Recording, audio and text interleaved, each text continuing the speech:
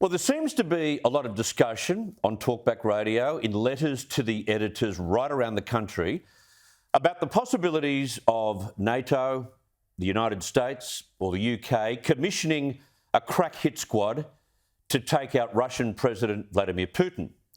It seems to be a real hope for many people that the way to stop this needless war is to try and take out this complete evil megalomaniac. And I get that because this is an authoritarian regime which won't even admit it's invaded Ukraine.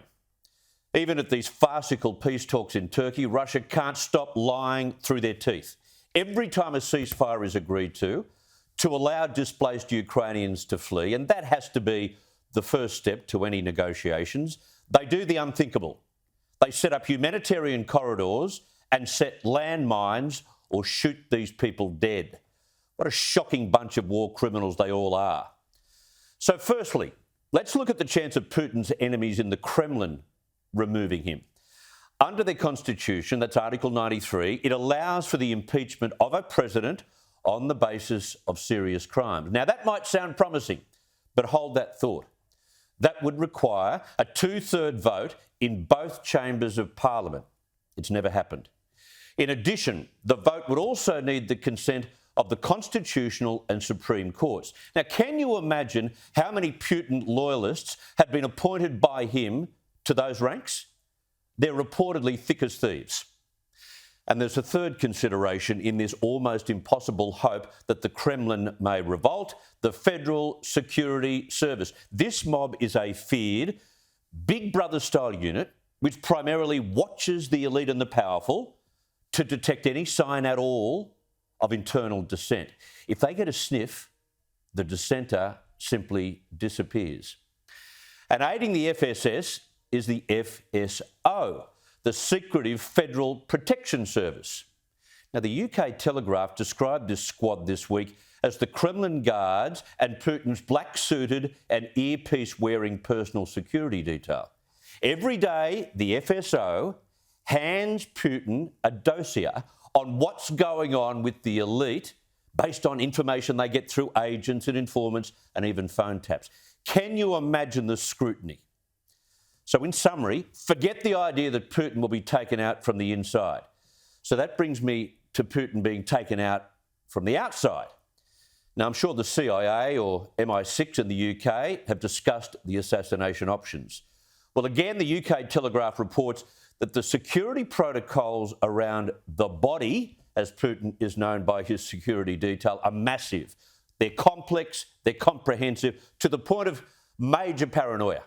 He doesn't travel outside his palaces or outside the Kremlin. But if he just happens to do that, it's in an armoured limo, escorted by a huge motorcade with motorcycle outriders, vans full of heavily armed FSO officers, an ambulance, and an electronic warfare vehicle which jams any bomb detonators along the route and can divert drones. Good luck getting through that. Putin also has a food taster for every meal, while body sensors monitor for pathogens and poisons. Talk about super paranoia.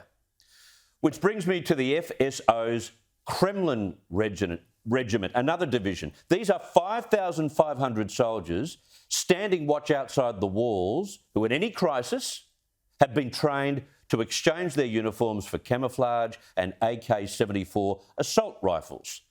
They have martial arts skills to boot. Of course they do. And one final point about taking him out from the outside: the CIA don't have a good track record for this kind of thing. As you may remember, the CIA launched numerous attempts to kill Cuba's Fidel Castro. As a matter of fact, they total 638 attempts. They failed on every occasion, and he died of natural causes aged 90. And although we're seeing online footage of protest on the streets of St. Petersburg, Moscow and other cities, I remember being in Beijing the day after the Tiananmen Square massacre, March 1989. And although the Chinese military massacred pro-democracy students after that uprising, there was a buoyant mood in Beijing, a real hope that the CCP was only months or even a year away from being dismantled. 33 years on, the Chinese regime is not just still in control, it has rewound the clock to the frightening and murderous days of the Cultural Revolution. Meanwhile, in Russia, they're being fed a litany of lies which blames the Ukraine people themselves for destroying their own country. As a result, 70% of Russians, we're told, support Putin's military action. In fact, families are being torn apart at the moment, according to the BBC, as Russians are being encouraged and rewarded for reporting any inkling of dissent within their own families. The hope of justice at this time involving Putin being removed, both or either internally or externally, looks as impossible as it ever has been.